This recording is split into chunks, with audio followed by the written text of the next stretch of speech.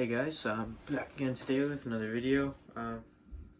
Probably been posting, I think, about twice a week max. Crazy schedule right now. Maybe when winter comes around before our baby boys do, maybe I'll be putting out some more content. But today's video is going to be about how I got started into the trades with zero experience. So first I'll tell you guys why I switched jobs. This whole crazy thing going on. Everything was closed down, including my work. And I'm the kind of person who doesn't like to really sit home. Like I get bored really quickly, and I don't know what to do myself. So I kept bothering. I don't know bothering, but messaging my brother-in-law, to work because he owns his own masonry company, We Brothers Masonry. So he eventually brought me here and there. And took me on full time. Yeah, so at that point I had no experience, I think nothing even close. I think maybe summer backyard gardening was the closest thing I got to some labor intensive work. I mean, I was a personal trainer before, but working out and doing manual labor and trades is not the same. Zero the same. I think when I first started, my body hurt straight for the first month, and whenever I had to come home from work, I would just be absolutely dead. Mind you, I started in, I think it was March or April. It was pretty hot. We got a pretty good amount of hot days around that time when I started, so I don't think that really helped either because just drenched in sweat, absolutely dying. And we're doing 10-12 hours, sometimes more, a day, because it's prime season for work, right? Because really good, clean, dry weather. So we're hustling at that time, and I just started. I knew nothing.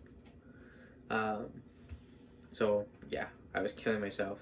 My body wasn't used to it. You're carrying stuff in all these different positions. For all of you that know laying stone, the pieces maybe only 20-40 pounds, but when you're bent over and trying to place it nice and slowly, it's hard. And the copings too, wasn't used to that. Yeah, and landscaping stairs we've done a couple times. Those things are so heavy, man. So it was just absolutely killer, 100% absolutely killer. But you tough it out, and I really enjoyed the hard aspect to it, the grind. That's just the way I am. I like stuff to be challenging, and that was definitely extremely challenging. So I stuck through it. I can never imagine myself doing something like that in the first place, but I did it, and I like it, and I love it, and there's no going back now. 100%. I'm hooked on this stuff. Building stuff is so rewarding, and all your projects, you put pride into them, and love and sweat, and then you stand back at the end, you're wow, I built that. You guys have seen the thumbnail, the small little porch that I did, the top landing. You look back and you're wow, I did that. You always see these homes in magazines, and you're oh, I wonder how those people do that stuff. But then you start building really amazing stuff, and you're wow, it's just mind blowing, right?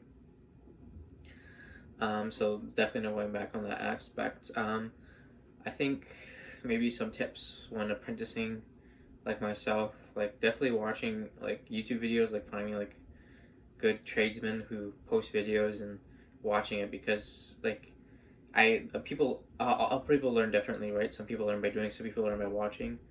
I'm a bit of both, so watching definitely helps me a lot. My body just picks it up. So I was watching a lot of bricklaying, stone laying videos, day in, day out when I got home, just to get better, because I had zero experience, and I wanted to be one of the better guys, right? So just finding a good couple videos. Stu Compton was, I think, one of the first bricklayers I ever watched. Shout out to Stu Compton, if you somehow see this video. But yeah, he's a really good one. And even other tradesmen, Tile Coach was really good, just so you can see their work ethic and how they carry themselves and other stuff like that, right?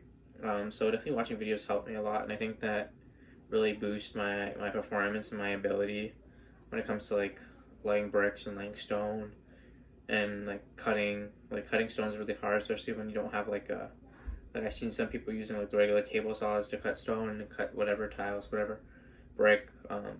but we use like the regular, like the hand saw where you're moving it through, the gas one. So just watching and doing that time and time over again, I think really helped my cutting skills ability 100%. Besides, when you're apprenticing in the trades, like you make sure like your work is always clean, like 100%. Like, you cannot leave a job dirty. Not just like your job that you're doing, like the surrounding area, like dust, dirt, cement. Like you better make sure you clean that all up, because if you not clean up your job and your job is beautiful but it's dirty,